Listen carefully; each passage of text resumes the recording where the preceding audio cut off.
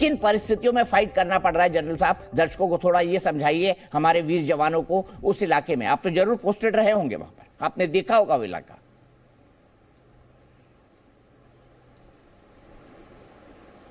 देखो, सच्चाई ये है कि दीपक, ये इलाका जो है बहुत जंगल का है और पहाड़ी इलाका है, स्पेशली कोकरनाग का।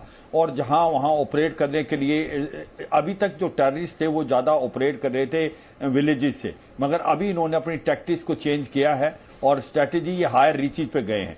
और मुझे लगता है जिस प्रकार से ये पूरी बनावट है इस पहाड़ की, इसके अंदर बहुत ज़्यादा आप देखेंगे पेड़ है, फॉइलेज बहुत ज़्यादा है, और वहां पर जो हेलीकॉप्टर भी लैंड नहीं कर पा रहे थे। आपके जो ड्रोन्स हैं वो भी इतने सक्सेसफुल नहीं थे क्योंकि जो कवर था बहुत था। और ये भी एक सच्चाई है कि जो आप बातचीत कर रहे हैं कि जैसे आप ऊपर जाते हैं, जो हायर रीची पे बैठा है उसको थोड़ा फायदा है क्योंकि आतंकवादियों के पास सरप्राइज फैक्टर है, उनको मालूम है आप आ रहे हैं। दूसरा, इसमें मुझे लगता है कि कहीं ना कहीं कॉम्प्रोमाइज हुआ है सोर्स का।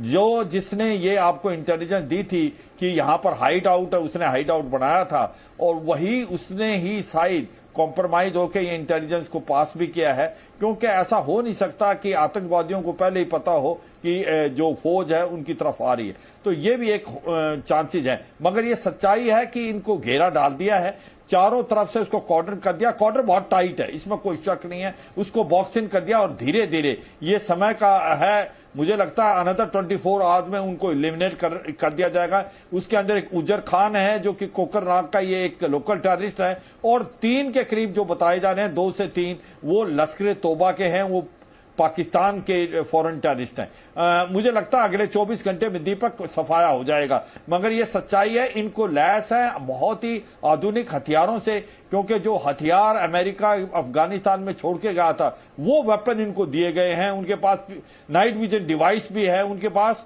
सबसे पहली इंपॉर्टेंट चीज देखना, इनके पास पटका भी है और बुलेट प्रूफ जैकेट भी है। ये भी एक चीज मैं अपने दर्शकों को बताना चाहूंगा। मगर ये सच्चाई है, भारत की फौज इसके लिए तैयार है और भारत की फौज जो है उनको अगले 24 घंटे में उनको न्यूट्रलाइज कर देगी। दीपक, ठीक है, अमजद अयूब मिर्जा साहब जुड़ गए हैं, पाकिस्तान ऑक्यूपाइड कश्मीर के जो है वो एक्टिविस्ट हैं और पाकिस्तान से लगातार लड़ाई लड़ रहे हैं। मिर्जा साहब जय हिंद। जय हिंद, जय जम्मू कश्मीर। मैं आपसे ये जानना चाहता हूं क्यों कर रहा है पाकिस्तान, इसके पीछे पाकिस्तान क्या दिखाना चाहता है इन 3 लश्कर के आतंकवादियों को भेजकर और एक लोकल मिलिटेंट है? ये देखें, पाकिस्तान जो है वो मेरे नजदीक पाकिस्तान पागल हो चुका है और पागल कुत्ते का इलाज यही है कि उसको गोली मार दी जाए। मैं माजरत चाहता हूँ, नेशनल टीवी पे मुझे इस किस्म की बात करनी पड़ी है, लेकिन मेरे पास इससे बेहतर मिसाल और कोई नहीं है। इस वक्त पाकिस्तान पागल हो गया है हिंदुस्तान की तरक्की देख के। दूसरे देश हिंदुस्तान की तरक्की देख के उनमें हौसला पैदा हुआ है कि अमेरिका में हौसला पैदा हुआ है कि हम जो इकोनॉमिक क्राइसिस में हैं हिंदुस्तान से हम की वजह से बच जाएंगे। सऊदी अरब जो है वो खिलखिला रहा है कि हिंदुस्तान के साथ हमारी दोस्ती का नतीजा ये है कि इकोनॉमिक कॉरिडोर बन रहा है। नासा के साइंटिस्ट खुश हो रहे हैं कि जो काम हम नहीं कर सके वो चंद्रयान 3 ने कर दिखाया है। यूसीसी आ रहा है और बेशुमार चीजें आ रही हैं। 7.2 ग्रोथ रेट चल रहा है इस वक्त इंडिया का, जो कि दुनिया में किसी और मुल्क का इतना बड़ा ग्रोथ रेट नहीं इस वक्त चल रहा। फिर हम लोग जापान और जर्मनी को पीछे छोड़ के डायरेक्ट तीसरे नंबर पे 5 से। आपने सुना होगा क्लासों में, छोटी क्लासों में बच्चों को डबल प्रमोशन मिल जाती है, ये बच्चा बहुत लायक है, इसको तीसरी से सीधा 5वीं में कर देते हैं। तो अब हिंदुस्तान बजाय इसके कि 5वीं से चौथी और चौथी से तीसरी वर्ल्ड पावर बने इकोनॉमिक, अब हम डायरेक्ट हो सकता है कि तीसरी पे आ जाएं और फिर मोदी जी के अगले इलेक्शन के बाद हम दूसरी पे आ जाएं। चाइना की इकोनॉमी नीचे जा रही है। पाकिस्तान के अंदर सूरत हाल ये है इस वक्त कि चित्राल में कई मोर्चों के ऊपर जो इनके पाकिस्तान आर्मी के मोर्चे थे उनके ऊपर तहरीक तालिबान का कब्जा है। बलोचिस्तान में इस वक्त 12 से ज्यादा ऐसी चौकियां हैं फौजी, पाकिस्तानी फौज की, जिन पर Baloch liberation tigers, Baloch liberation army, Baloch liberation front ने कब्जा कर लिया है। पिछले 36 घंटे में 11 से ज्यादा पाकिस्तानी फौजी पाकिस्तान के अंदर मारे गए। इसी तरह खैबर पख्तूनख्वा के अंदर परसों 4 पाकिस्तानी फौजियों को तहरीक तालिबान ने मारा है। उसके अलावा इकोनॉमी बिल्कुल नीचे जा चुकी है। तो अब वो ये लश्कर के बंदे भेज के तो एक यहाँ पे साइड पे एक डिस्ट्रैक्शन पैदा कर रहे हैं अपनी कौम के लिए, अपनी अवाम के लिए, अपने लोगों के लिए, और हिंदुस्तान का दुनिया को ये दिखाना चाहते हैं कि जी हिंदुस्तान के अंदर तो दहशतगर्दी अभी भी मौजूद है, हिंदुस्तान तो कश्मीरियों पे रॉकेट मार रहा है, बम मार रहा है। लेकिन मैं आपको ये बताऊं कि ये पाकिस्तान की आखिरी हिचकियां हैं।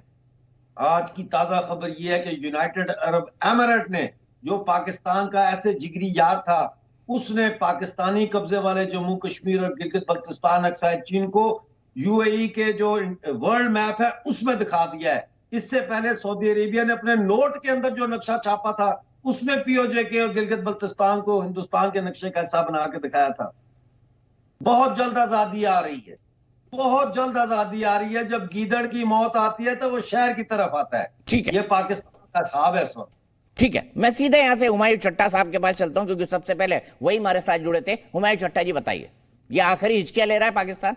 इकोनॉमी आपकी कोलैप्स है, पॉलिटिकल सिस्टम आपका कोलैप्स है, आईएसआई के अलावा वहां कोई काम नहीं कर रहा है, और वो भी साजिशें करता है। देखिए दीपक जी, दो तीन चीजें हैं। पहले तो मुझे बड़ा अफसोस है कि आपके कश्मीर में ये अटैक हुआ है और जानी कीमती जानों का नुकसान हुआ है। देखिए पाकिस्तान तो खुद इस दहशतगर्दी को पिछले काफी अरसे से भुगत रहा है। कई हमारे फौजी शहीद हो चुके हैं। अभी दहशतगर्दों को हुमायूं भाई पैदा तो आप ही ने किया था ना। हमारे कहावत है, बोया पेड़ बबूल का आम कहां से होए। जब बबूल का पेड़ बोएंगे, राइफलें बोएंगे तो राइफलें ही निकलेंगी हाथों में, AK-47 ही निकलेगी। हुमायूं भाई दीपक जी देखिए, इस मसले को समझने की कोशिश कीजिए। ये इतना सिंपल नहीं है जितना आप पाकिस्तान के ऊपर इसको थोप रहे हैं। तो वो तो मैं भी सिंपली कह सकता हूँ, TTP जो है वो प्रोडक्शन है इंडिया की, और इंडिया सपोर्ट कर रहे हैं वो पाकिस्तानी फौजी के ऊपर, और जो बलोच लिबरेशन आर्मी है वो भी प्रोडक्शन है, और जिस तरह ये मिर्जा साहब भी प्रोडक्शन है इंडिया की। और वो देखिए, मैं आई स्ट्रांगली प्रोटेस्ट के उन्होंने बड़ी गलीज जुबान यहाँ पे इस्तेमाल किया है नेशनल चैनल के ऊपर। मुझे लगता है कि उन्हें थोड़ा एहतियात से काम लेना चाहिए। उनके कोई भी एतराजात हो सकते हैं, एक अच्छी और सुलझी और पढ़ी लिखी जुबान में उन्हें अदा करने की कोशिश करें।